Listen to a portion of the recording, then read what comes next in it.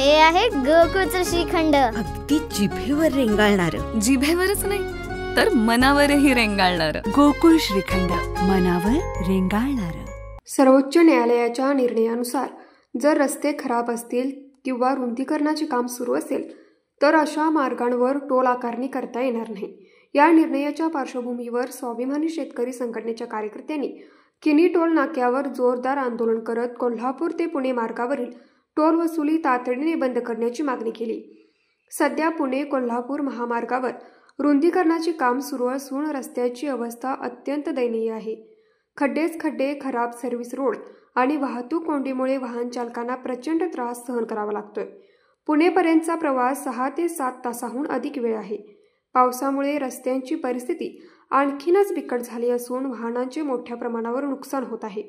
या पार्श्वभूमीवर स्वाभिमानी शेतकरी संघटनेने टोल बंद करण्याची मागणी करत प्रशासनाला इशारा दिला आहे की जर तात्काळ टोल वसुली बंद केली नाही तर स्वाभिमानी स्टाईलने टोल नाके बंद करण्यात येतील. या आंदोलनात जिल्हाध्यक्ष अजित पवार, धनाजी पाटील, सुधीर मगदूम, विक्रम पाटील, अण्णा मगदूम, नितेश कोगनोळे, राजू पाटील, उमेश पाटील, महावीर चौगुले, पिंटू शिरणे यांच्यासह मोठ्या संख्येने कार्यकर्ते उपस्थित होते. प्रशासनाने तात्काळ टोल वसुली थांबवावी, अन्यथा आंदोलन तीव्र करण्याचा इशारा यावेळी देण्यात आला.